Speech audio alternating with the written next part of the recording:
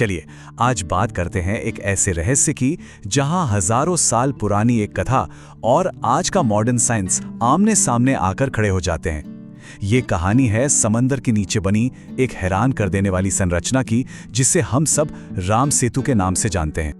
तो सवाल सीधा है, ये जो पानी के नीचे करीब 30 किलोमीटर लंबी एक लाइन दिखती है, क्या ये बस प्रकृति का कोई करिश्मा है या फिर हजारों साल पुरानी किसी जबरदस्त इंजीनियरिंग का कमाल? यही वो सवाल है जो आज भी साइंटिस्ट से लेकर इतिहासकारों तक सबको सोचने पर मजबूर कर देता है। देखिए, इस पूरी चीज को देखने के मोटे तौर पर दो नजरिए हैं। एक तरफ है आस्था की नजर, जो कहती है कि ये एक ईश्वर राजा की सेना का बनाया हुआ पौराणिक पुल है, और दूसरी तरफ है विज्ञान की नजर, जो कहती है कि ये तो बस हजारों सालों में अपने आप बनी पत्थरों और रेत की एक चेन है। तो सच क्या है? चलिए इन्हीं दोनों पहलुओं को खंगालते हैं। इस पहेली को सुलझाने के लिए हमें वक्त में बहुत पीछे जाना होगा, उस कहानी तक जो इस पुल से जुड़ी हुई है।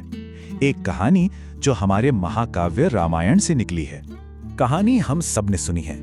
लंका का राजा रावण जब देवी सीता का हरण करके ले गया तो भगवान राम अपने पूरी वानर सेना के साथ समंदर के किनारे तक तो पहुंच गए, लेकिन उनके और लंका के बीच में खड़ा था एक विशाल अथाह समंदर, एक ऐसी चुनौती जिसे पार करना नामुमकिन सा लग रहा था।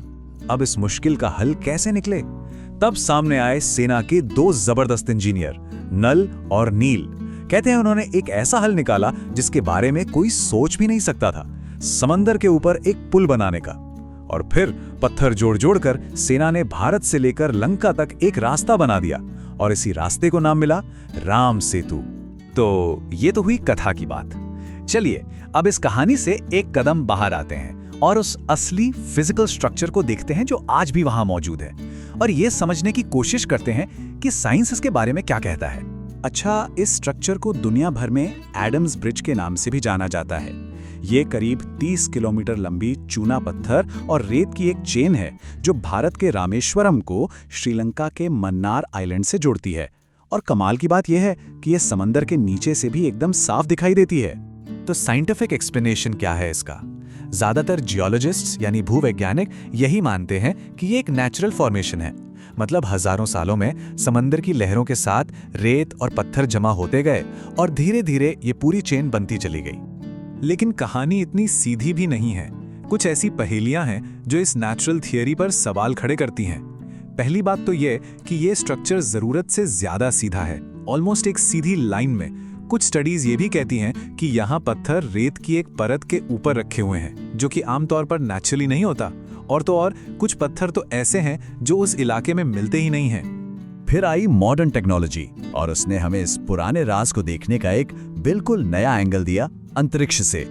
जी हाँ, जब सैटेलाइट्स ने हमें ऊपर से धरती की तस्वीरें भेजी तो राम सेतु की एकदम साफ तस्वीरें पहली बार सामने आई, और जो दिखा उसने दुनिया भर में इस बहस को एक बार फिर से हवा दे दी।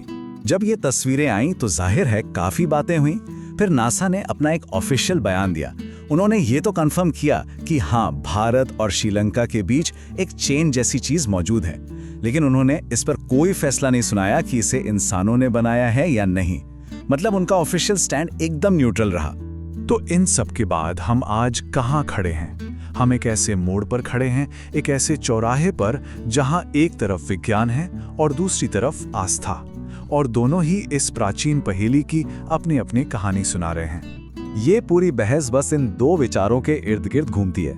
एक तरफ है आस्था, जिसकी नींव हजारों साल पुराने रामायण महाकाव्य पर टिकी है, और दूसरी तरफ है विज्ञान, जो इशारा तो नेचुरल प्रोसेस की तरफ करता है, लेकिन मानता भी है कि कुछ सवाल हैं जिनका जवाब उसके पास भी पूरी तरह से नहीं है। और शायद यही चीज है जो राम सेतु को इतना दिलचस्प बनाती है। ये आज भी इतिहास के सबसे बड़े अनसुलझे रहस्यों में से एक है। ये भक्ति का नतीजा था या बस प्रकृति का एक अजूबा? ये सवाल आज भी कायम है। और यहीं पर हम एक बहुत गहरे सवाल के साथ रुक जाते हैं। जब कोई सदियों पुरानी कहानी हमारी धरती की सतह पर इस तरह लिखी हुई मिले, तो ये हमें आखिर किस चीज पर यकीन करने के लिए कहती है?